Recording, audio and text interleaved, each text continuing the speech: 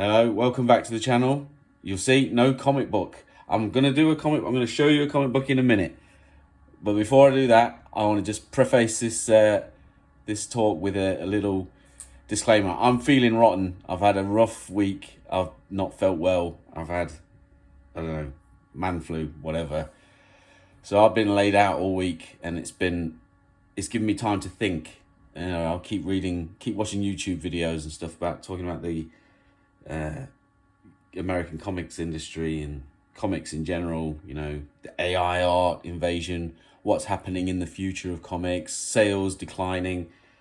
And I'd like to take a second to address what I think the actual problem is. One of the main problems that I see with the comics industry, as it stands with the big two, is that we often get a diminished product. And I'm going to show you an example of something I saw that is just the worst. So here it is. If you want to know what it is that's causing the American comics, well, one issue of what's causing the American comics industry to collapse in on itself, it is this. Look at the state of that. Now, I'm being facetious here, because when I look at it, I looked at this in the store the other day. I bought this from Dark Star Comics in Farnborough. Shout out to Dark Star. And I looked at this because I'd heard of this book before. I heard rumblings about it. And it looked great. I looked at the artwork. I thought, this is great. I thought, this looks good. But then I saw this. What's that? What's that? What's that supposed to be? That's not wait a minute, Cyclops. And then I remembered seeing the advert a long time ago. See, full disclaimer, I kind of got out of collecting comic books around 2008. I think it was when X-Men moved to San Francisco, and I saw what was on the cards. And I just thought it was a good time to bow out. But I didn't stop collecting comics in general. I just stopped picking up my pull box. I stopped all my pull boxes, and I just kind of, I didn't have the money to spend. I was trying to, make a dent in my future, trying to do the things you need to do to get by. And I just cut all my costs, and those were some of the non-essential costs that went. So I kind of missed a whole era. I mean, I missed the Hickman era of X-Men. So I'm going to be going back at some point and seeing what happened. But this particular book did not fill me with any confidence about going back and reading it. I had no desire. I mean, I picked up the odd book from the library, and I kind of saw the whole multiple Phoenixes. I just thought, another Phoenix saga where everyone's a Phoenix. Okay, it doesn't get much more trite than that. But even in those books, there was something redeemable. This book, I remember seeing these ads, and I just thought to myself, what is this? What is this supposed to be? And when I read this story, I honestly couldn't believe my eyes. I don't know what's happening. So, 50p. It's got the 50p sticker on it. It should have been, I say it should have been 50p when it came out. It shouldn't have come out. This is a terrible book. It's an absolutely terrible book. Well, the good thing is, when I bought this, I got the backing board and the book, so I'll use it. I'll give it to a more worthy issue. So, far as I can understand, these characters are just derivatives of original X-Men characters. And I honestly didn't know what to make of it. I thought maybe they were, the plot line of them was going to be something like they're mutants who have adored the X-Men all their lives and wanted to emulate the X-Men, and that would be a direction, or kind of like an Amblin production, like kid superheroes like Power Pack emulating their favorite X-Men, and coming up with a legitimate strategy for being superheroes, and kind of that kind of being linking into the larger story of the mutants struggle, helping to bridge the gap in understanding in the younger generation. But no, this is This was something else, and I was bemused by what I was reading. So you get thrown right in here. Jason Thomas, but everybody calls me JJ. Okay?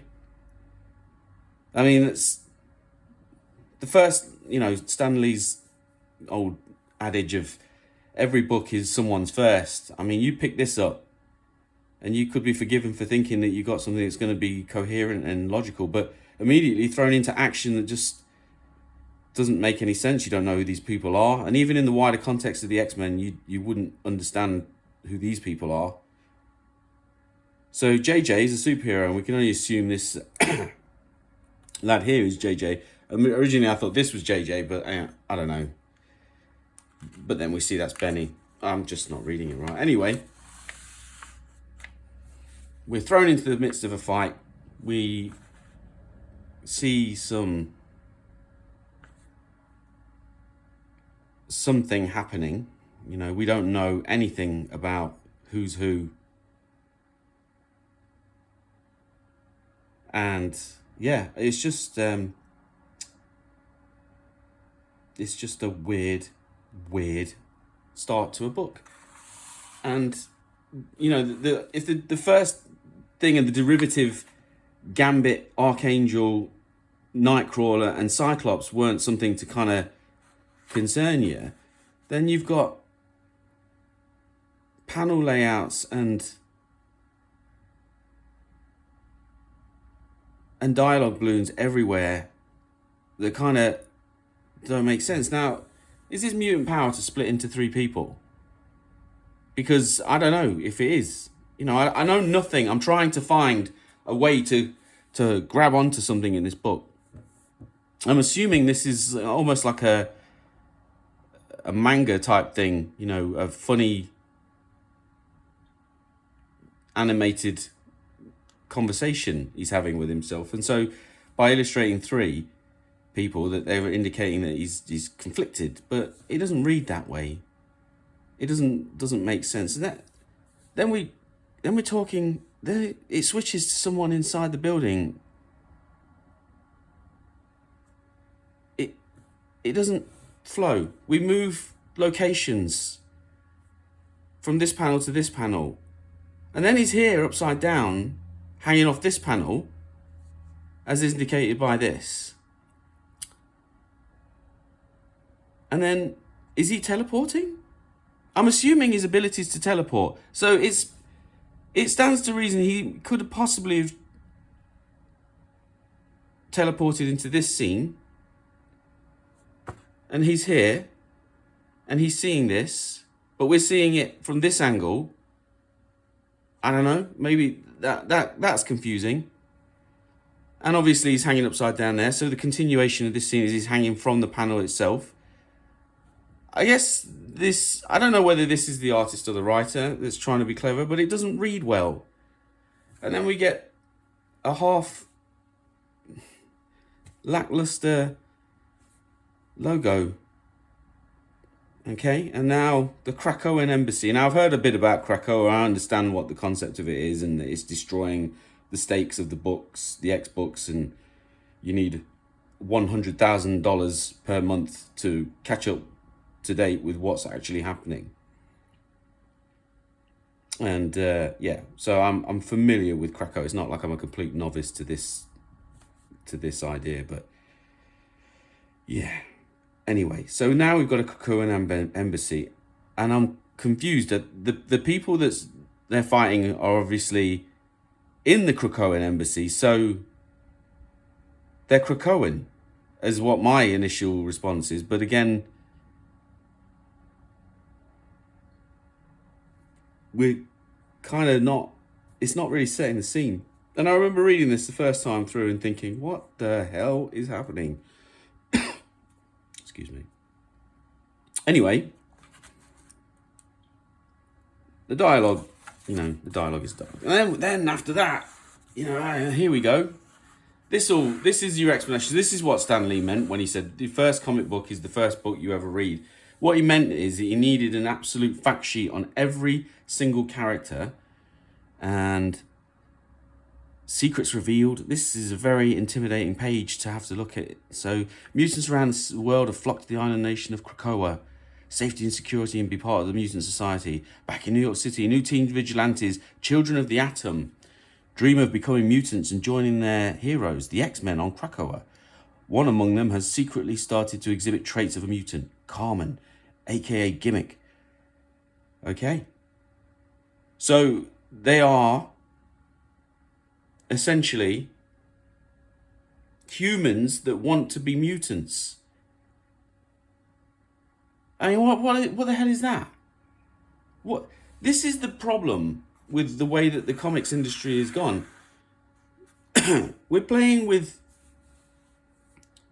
concepts and ideas that are just not particularly engaging. If you're not a mutant, you can't become a mutant. I mean, obviously, anything's possible. Oh, look, more homework. So, the study of the powerful gear used by children of the atom. I mean, they are derivative characters of a derivative group, in a derivative group of wannabe X-Men. They're teenagers and they're children. This is exactly what in the 1950s they figured out kids didn't want. They don't want to see themselves as children, making mistakes and doing stuff in the universe. They want to see themselves as the powerful grown-ups. And this was the thing. The young sidekick got booted because that was what they recognized. So now we're just back to the young sidekick. So this story is derivative story with derivative characters, with a derivative concept that goes back to an idea that was rejected out of hand years ago. So once you've figured out all this homework, you can now start reading the story. Surely. Now the X-Men are here. So the X-Men, they were worried about the X-Men turning up. Now the X-Men are here. Now they don't seem to be too bothered by this. It's like, So then we got action for action's sake. We've got what happens in sidekick stories. The sidekick is the main focus of the book, but obviously he's outshone by the main characters. So the main heroes are relegating them in their own story to being secondary characters. And there's left to do nothing else except make snarky comments and jump around. And then the contrivances begin to occur. This woman has a gun and has shot Wolverine. And she's taken Wolverine out with a gun. I mean, the contrivance of that concept alone, a guy with super fast healing abilities, adamantium skeleton, he's in trouble because he's fought someone with a gun. And now it's up to the young sidekick to get involved. But it doesn't read that way. So the young sidekick saving his team. And the no-stakes battle between random villains and the X-Men is nothing but background noise to their story. So nothing pops here. I mean, if to use the term of artwork, nothing's popping. Everything's background. It's all background. So this is a story that's all background. The X-Men are trying to save the kids are trying to save each other, and then it's just chaos. It's like a kids show, but like not a kids show that was written well and put, like the X-Men TV show. It was like one of the kids shows that I grew up with. Just any old crap that the network would just throw together, given no thought whatsoever, just put a load of kids in together. It's one of the things that got me into comics is we had logical, coherent stories that were engaging and exciting. It was different to what we were seeing on television. It was different to what we grew up with in England at this time. We were seeing heroic villains and heroic battles with villains, and it was just excellent. This is background noise. It's smoke. It's nonsense.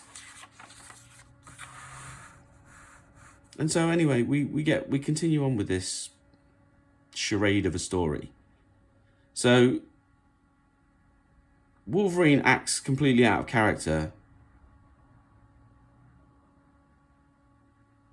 and now he's getting snarked by the villains, the smug villains. And these were the X-Men. They were worried about the X-Men before, from what I was gathering, but no, that's not an issue. Okay, and then here we are, arriving at the biggest contrivance of them all. See, the point is, these human children want to be the X-Men. They want to be mutants. And the contrivance here is that the enemies, the smug enemies, have got an ability to stop the mutants. So they defeat the X-Men that they were worried about, and now are facing the children that they captured easily 12 seconds ago. I don't know. I mean, my friend, I've got a friend, he calls comic books like this, superhero comic books, just full bodies in motion. That's what he calls them. He says, you want to do full bodies in motion, that's, if you want to read full bodies in motion, that's what you read. This is full bodies in motion. This is no story. There's no plot. This is a kid's show. This is a kid's show, but not even a good kid's show. So now the mini X-Men, the light shines on them. They're chancing the spotlight, and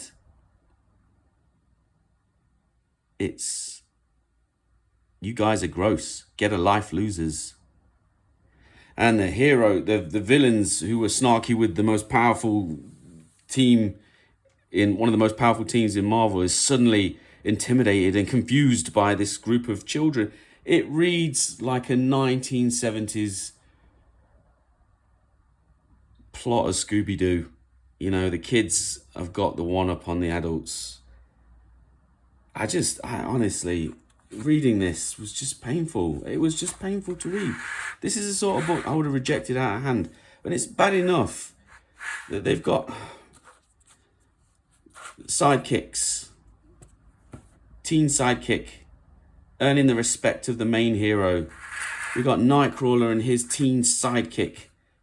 Thank Lord that Gambit's not in it, because this mess just is embarrassment.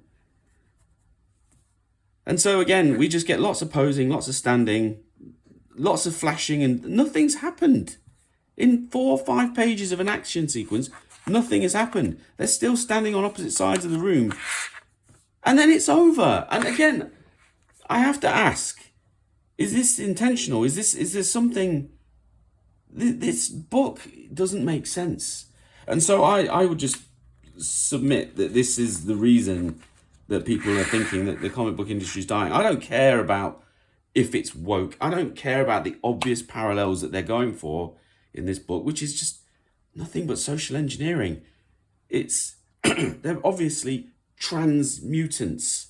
They believe that they're mutants. They're okay. I can only imagine the person that wrote this is trans or whatever. It just makes sense. And yeah, it just makes sense. And then we get this. So now the main focus of the book was never the action, was never the sequence. It was the homework, the backstory, somehow forcing the heroes to be saved by their sidekicks.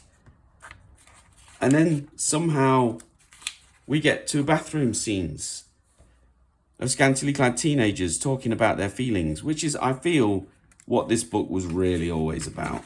And I can only imagine that other issues in this run were this: hugging, kissing, feelings. I just don't know. I mean, I can imagine that a lot of kids, don't have good family lives, and they might come to this book and think, this is where you find acceptance and love. And I can imagine that if this is written by a trans person, that they're obviously part of a community that believes that sort of thing. Which makes this last sequence all the more jarring. So Storm shows up. Not Storm, the leader of the X-Men. She's having her Hellfire Gala. Another reason why the industry's cracking at the seams and people are rejecting their X-Men books out of hand. So she's brought an invitation. And obviously it's got to be for the superhero team of young sidekicks who've proven themselves in battle that they are wonderful heroes and they've earned the respect. They all think they're going. The gala is open to all mutants. But I mean, you know, we're human. And they understand that they're not actual mutants on the real side of it. They understand the reality of that they're not transmutants. They are just humans. But no, there is one mutant in the group. And she gets an invitation. So again, this is for me, I'm trying to put myself in the foot of a marginalized person reading this. And all I'm seeing is that it doesn't matter what you do. It doesn't matter how hard you try or how hard you strive. If you can't be what you are, then you're not going to get invited to the party. Unless, of course, you are special. You are unique. And this human that thought they were human was actually a mutant all along. And Storm gives her an invitation to go to the year-long 12-issue ball.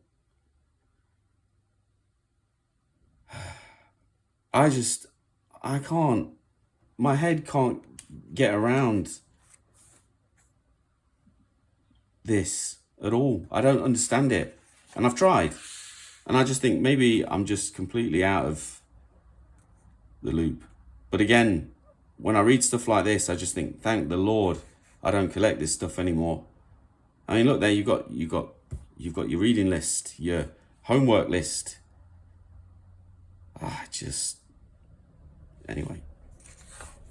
I just wanted to draw attention to that because, you know, for me, the comics industry is the big two, but medium of comics is for everyone. And I fully embrace that concept that there should be a comic book for everyone. But I don't understand what this is. I don't understand who it's for. I don't understand why it exists. It doesn't feel even remotely like an X book, except that the X-Men were guest stars in it. And I just feel that this is kind of the point that's missed. And I see this when I look at the Disney Plus roster of shows.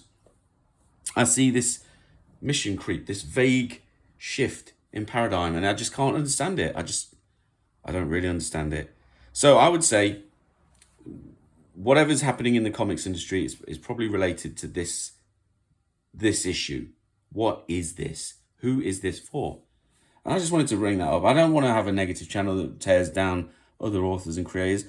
The story is blah. The action sequences were blah. The artwork's okay. And, you know, it as a shelf filler, a part of Marvel's marketing strategy to make sure that they've got everything has got their name on it on every comic book shelf, it does the job.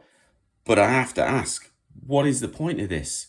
If that's the attitude that Marvel's taking to every book they release, just fill the shelves, then what's the point?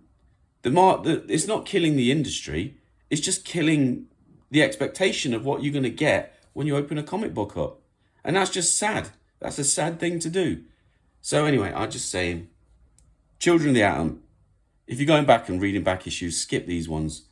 A lot of the stuff in the 50p folders is not worth 50p. And this is a clear example of what I'm talking about. But I would say, if you enjoyed this book, I got no problem with you. All I'm asking is, why did you enjoy it? I don't really understand it at all. Please feel free to explain it to me, because I just don't get it. Okay, thanks for watching.